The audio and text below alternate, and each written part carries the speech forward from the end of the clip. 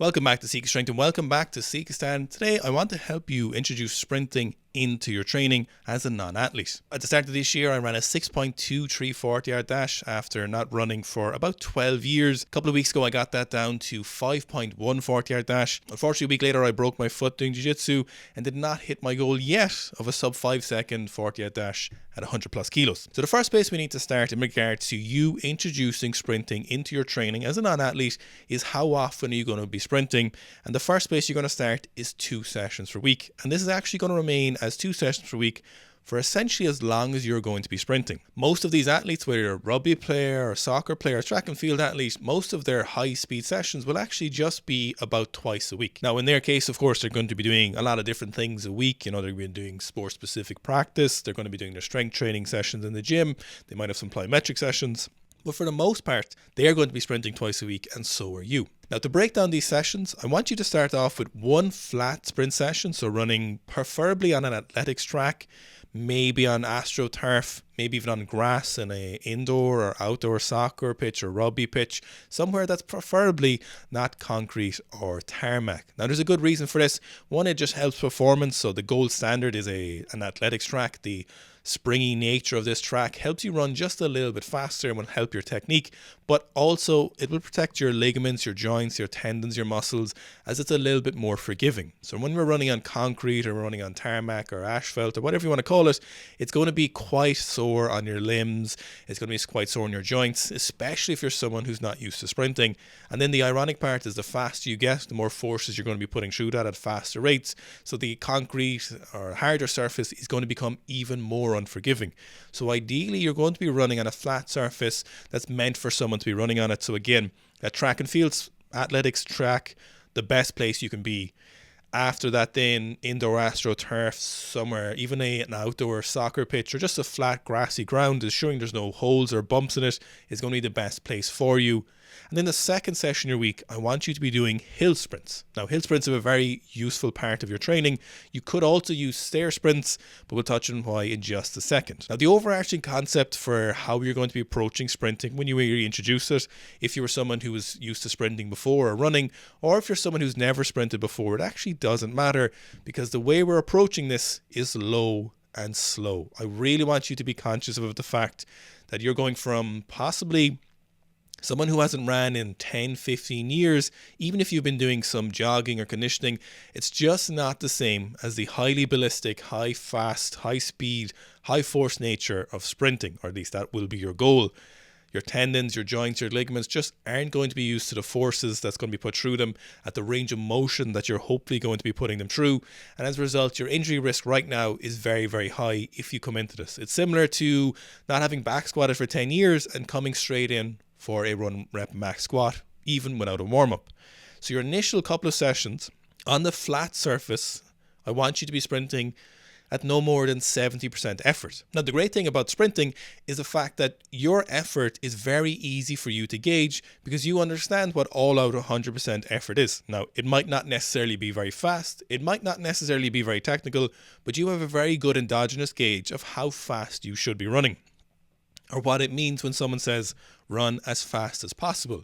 So what I want you to do is, for the first 3 months, do not run faster than 70% effort. So the initial couple of sessions, I want you to taper this to around 50%, and I want you to be going nice and slowly, still sprinting. Of course, it's not a jog, but it's just over that pace and what a jog would be, and I wanted you to get used to the idea of sprinting. Now, I also want you to pick a distance that's quite short in terms of sprinting. If we take 100 meters is the longest distance we'll take for sprinting, somewhere between that kind of 40-yard dash and 60-meter length is probably a good place to start. There isn't really any point in you doing 100-meter sprints right now, even if that's your goal, which it totally could be, and it's very laudable if it is. Right now, you don't have the capacity, you don't have the technique to maintain speed or technique over that 100 meters. So initially, for the first couple of months, I want you to pick a shorter distance for most of your flat sessions. From here, I want you to do a pretty good warm-up. You can practice your A, B, C skips, your leg swings, your dynamic warm-up.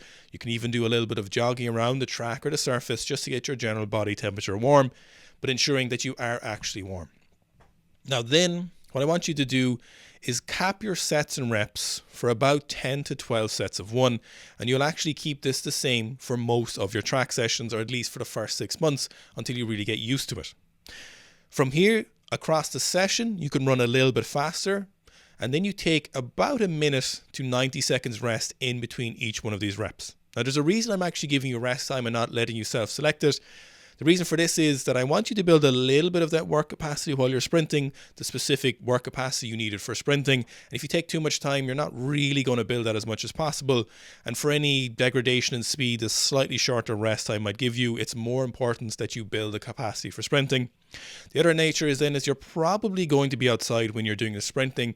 In the northern hemisphere, we're coming into the winter time, temperatures are colder, and cooling down your musculature and your body temperature outside too long is going to be detrimental to your potential risk for injury. So I do want you to keep that body temperature up just a little bit. So on these flat sessions, in the session, you can increase that sprinting from the first 5 sets at 50%, the next 5 sets at 60%, and then you can do the last 1 to 3 sets at something like 70% for the first couple of months. Then over the course of the next few months, you can slowly increase that top end sprinting speed if you feel appropriate, but largely you're just getting used to sprinting here. Now, the second session of the week, I don't actually want you doing flat sprinting on a flat surface. I want you to pick hill sprinting as the gold standard. Stair sprints are possible and are a good use. Hill sprints are slightly better.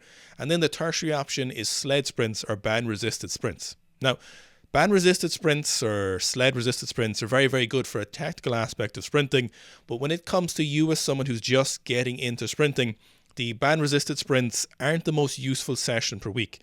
If you're someone who's working a full-time job, you're doing other aspects, going to the track to just do your band-resisted sprints isn't the best bang for your buck. Now, you can do this, of course, if you're really zoning on the technical practice, but there's another use that hill sprints give us when we're trying to get used to sprinting is that you can actually go a lot faster on hill sprints with very minimal risk to injury, especially for someone who's new to sprinting. So on those hill sprints, because of the incline in the angle, we're limiting our capacity to really open up in terms of speed, to open up in terms of joint angles. And as a result, there's this inherent nature that is protecting us from these positions. But at the same time, it's allowing us to go pretty fast, which is really useful for you when you're trying to reintroduce sprinting or start sprinting for the first time ever. It allows you to go faster while inherently limiting you from messing yourself up. Now, I want you to assume the beginner phase is going to last you about 6 months, potentially longer. But you're going to be assuming that you are a beginner, you're looking for technical changes, but really what you're doing here is just getting used to the idea of sprinting again. Now, while you're sprinting, what do you do with your strength training sessions? Well, initially, so again, for the first 6 months, you're not really going to be hitting any PBs in the sense that you need to train for sprinting and then peak for these sessions. In reality, you're going to be making progress simply by practicing sprinting.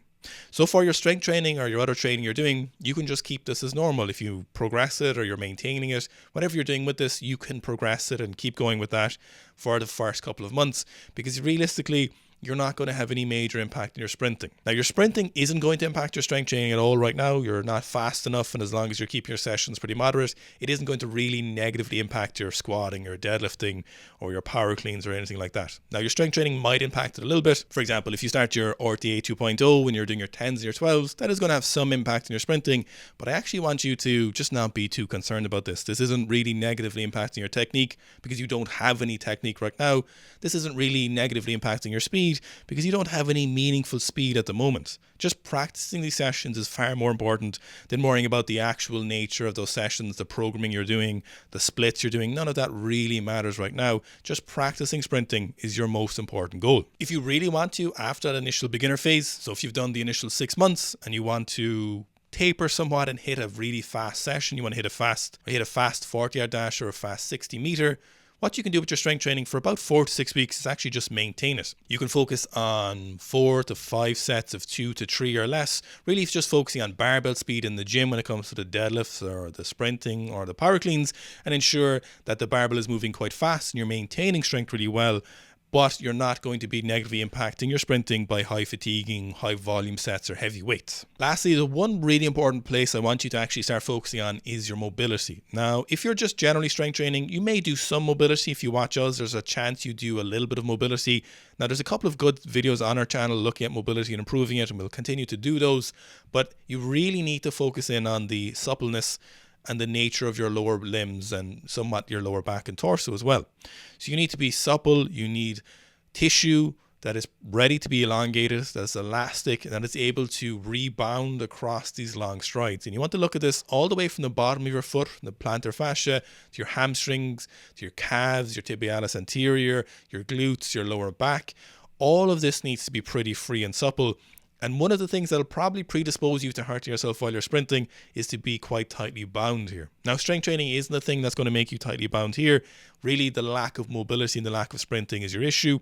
You're taking care of the lack of sprinting by introducing sprinting, but don't let sprinting just be the only option. You need to work on your hip extension, your hip flexion, adductors, glutes, abductors. You need to work on your lower back, your thoracic. All of this is really important.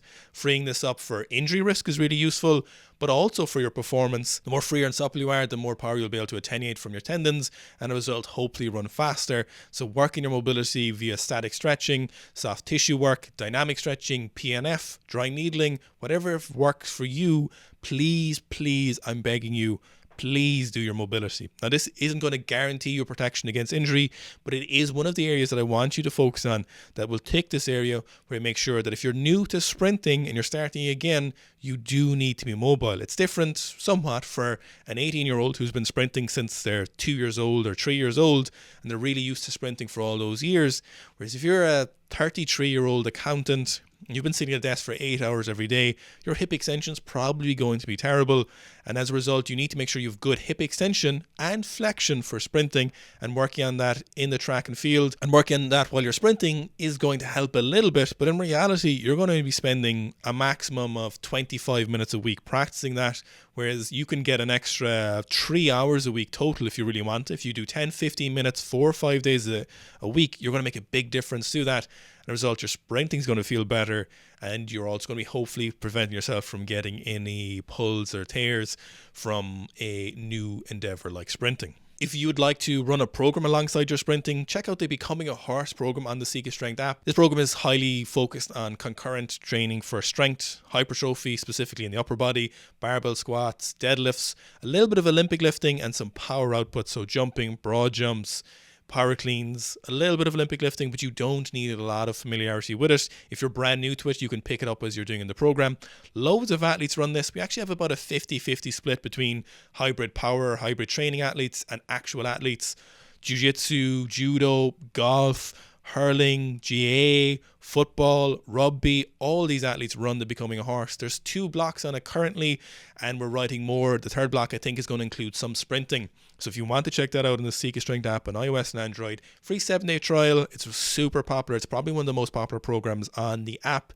Do please check that out. People love it, and we'll keep working on it. If you've any questions, please do let me know in the comments below about this style of training. How do I get better at these things that I want to do? Or what would even be very useful for us here is just tell us what you're trying to get better at. If you've clicked on this video and you're like, oh, I do want to get better sprinting, but I also want to get better at jumping, or I want to get better at, discus, but I've never done discus before. Leave those goals, not necessarily even your questions, in the comments below.